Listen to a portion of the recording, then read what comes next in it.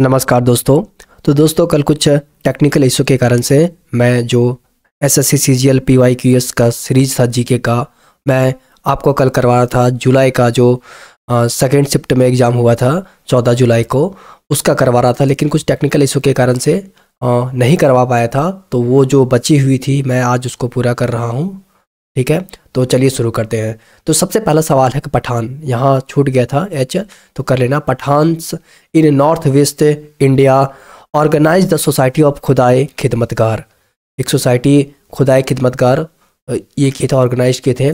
इन्हें popularly known as red shirt, इसे red shirt कहा जाता था। तो ये जो खुदाई खिदमतगार शुरू हुआ था वो किसके लीडरशिप में शुरू हुआ था, ये आपसे पूछ रहा है।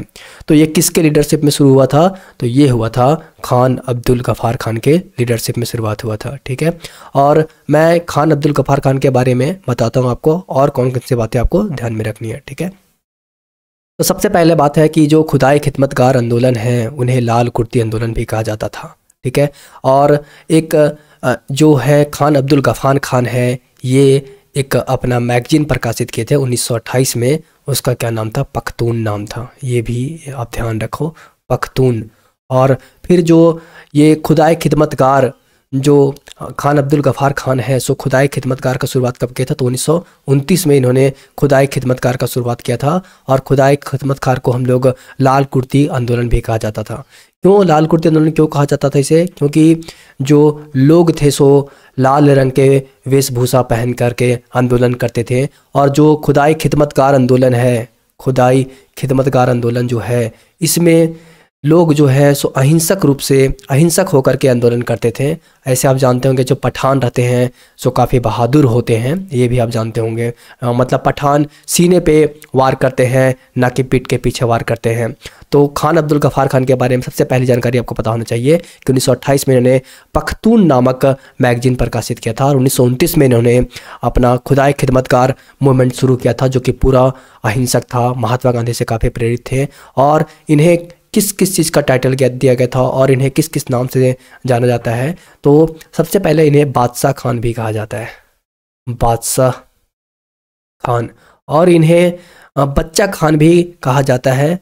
और एक और इनको टाइटल मिला था, एक और इन्हें नाम से जाना जाता है फ्रंटियर गांधी, फ्रंटियर गांधी।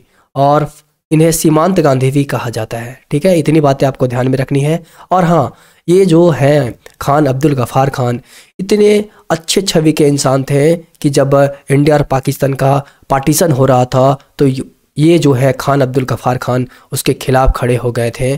और खान अब्दुल गफ़ार खान ऐसे पहले भारतीय बने, गैर भारतीय बने, जिन्हें मैं गैर भारतीय बोल रहा हूँ, जिन्हें ये कौन सा पुरस्कार मिला, तो भारत को जो सबसे बड़ा सिविलियन पुरस्कार होता है वो मिला, वो था भारत रत्न।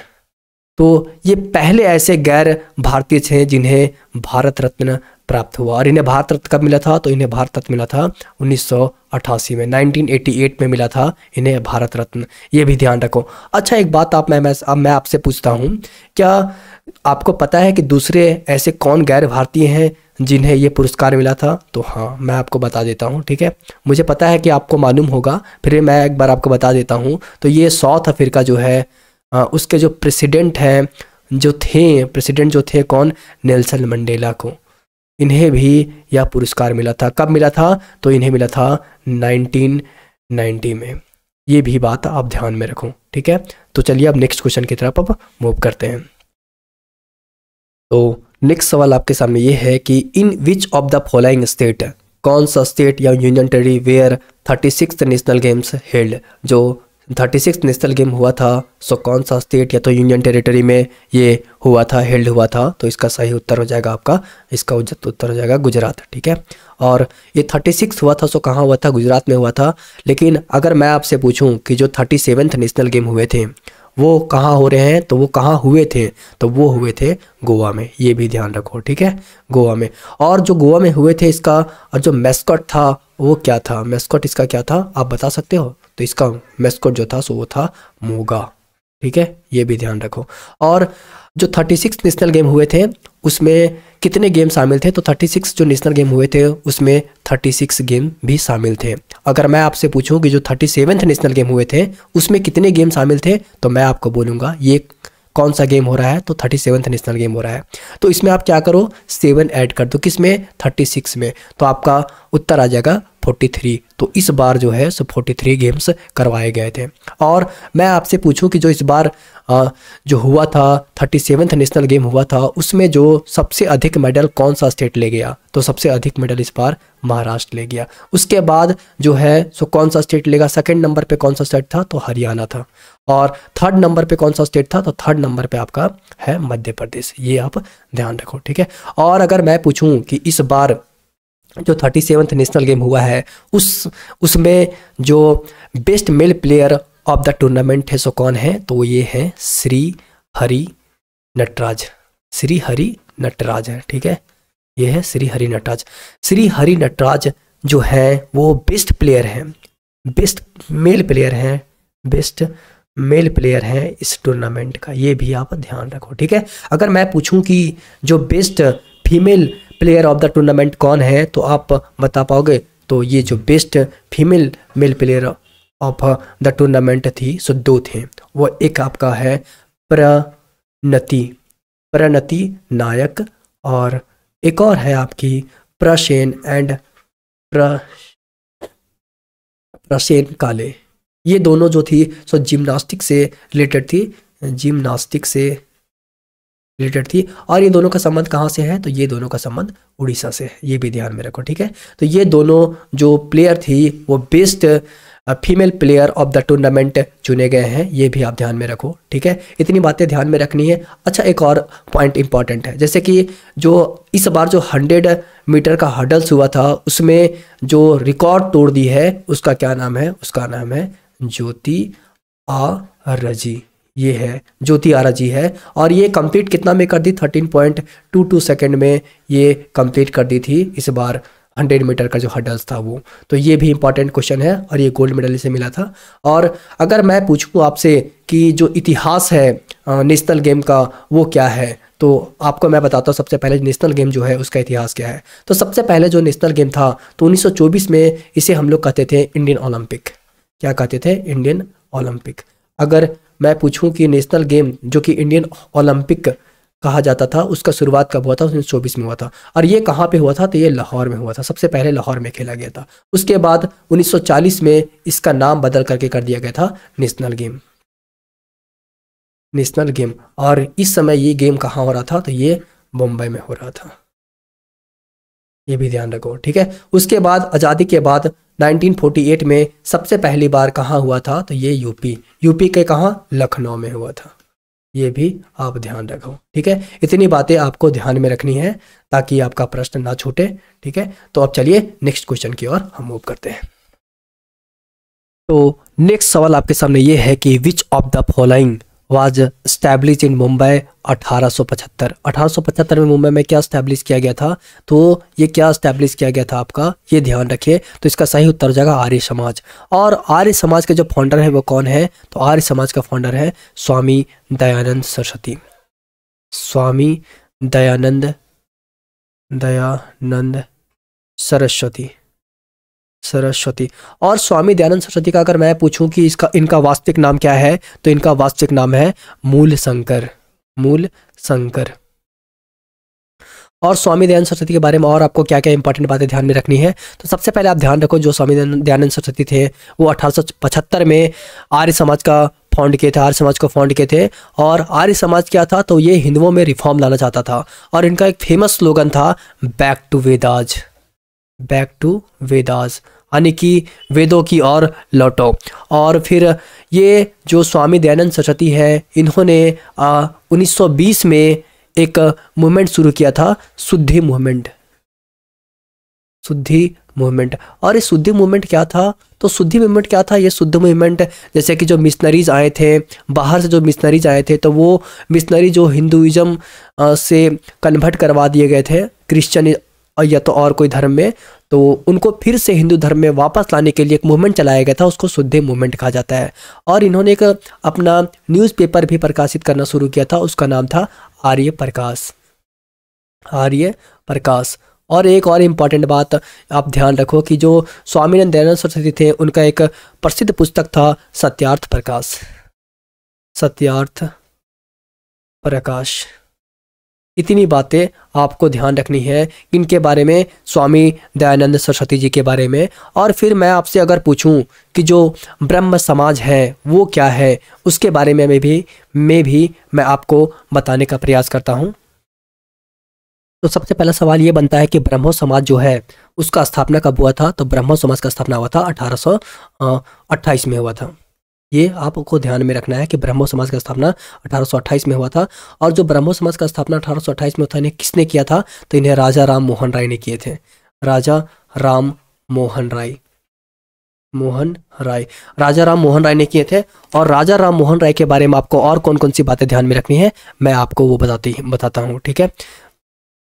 राजा राम मोहन राय, ठीक है। तो सबसे पहले इन्होंने 1815 में क्या किया था, आत्मीय सभा का गठन किया था। सबसे पहला इनका ये ध्यान रखना है। उसके बाद 1821 में इन्होंने क्या किया था, 1821 में इन्होंने एक वीकली न्यूज़पेपर प्रकाशित किए थे जिनका नाम था संवाद कौमुदी। संवाद कौमुदी। ये भारत का प्रथम वीकली न्यूज़पेपर था संवाद कौमुदी। उसके बाद 1822 में इन्होंने एक पर्शियन न्यूज़पेपर शुरू किया था, मैगजीन शुरू किया था। उसका क्या नाम था, उसका नाम था मिरात उल अकबर। मिरात उल अकबर, ये भी आप ध्यान में रखो। उसके बाद इन्होंने 1825 में क्या किया था, तो वेदांता कॉलेज का स्थापना किया था। वेदांत कॉलेज का स्थापना किया था, ये भी आपको ध्यान में रखना है। फिर मैंने आपको बता ही दिया कि 1828 में इन्होंने ब्रह्मो समाज का स्थापना करता है। और 1829 में इन्होंने क्या किया था, तो उस समय जो सती प्रथा थी उसको ख़त्म करने के लिए ये भारत के प्रथम गवर्नर जनरल जो थे लॉर्ड विलियम बेंटिक से जाके मुलाकात करते हैं और सती प्रथा को बंद करने के लिए उनका समर्थन करते हैं। तो जो लॉर्ड विलियम बेंटिक थे 1829 में 17वें अधिनियम के तहत जो सती प्रथा था उसको क्या करते हैं, बैन कर देते हैं। इतनी बातें आपको राजा राम मोहन राय के बारे में पता होना चाहिए। और उसके बाद अगर मैं आपसे बोलूं कि सत्यशोधक समाज के बारे में आपको क्या ध्यान में रखने हैं, तो सत्यशोधक समाज का जो स्थापना किया गया था सो 1873 में किया गया था। और इसका स्थापना कौन किए थे, तो इसका स्थापना किए थे ज्योतिराव फूले ने किए थे। और ज्योतिराव फूले के बारे में आपको दो बातें और ध्यान में रखनी है कि ज्योतिराव जो फूले थे वो दो पुस्तक इनके बारे में ध्यान में रखना है। एक गुलामगिरी और एक और पुस्तक इनके बारे में ध्यान रखना है आपको, सार्वजनिक सत्य धर्म।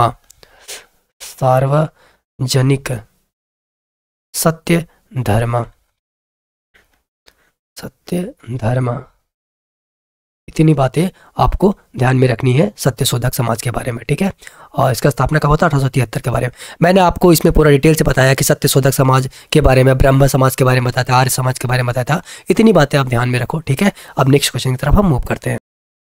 तो नेक्स्ट सवाल आपके सामने ये है कि विच of the following option convey the meaning of the word Republic in the Indian constitution. Republic मतलब क्या होता है, गणतंत्र। मतलब जो व्यक्ति चुन करके आते हैं वही हेड होते हैं, मतलब इलेक्टेड हेड यहाँ पे होता है, इसका मतलब ये होता है, ठीक है। इसमें ज़्यादा चर्चा करने से कोई बात नहीं है। तो मैं अब नेक्स्ट क्वेश्चन की तरफ मूव करता हूँ।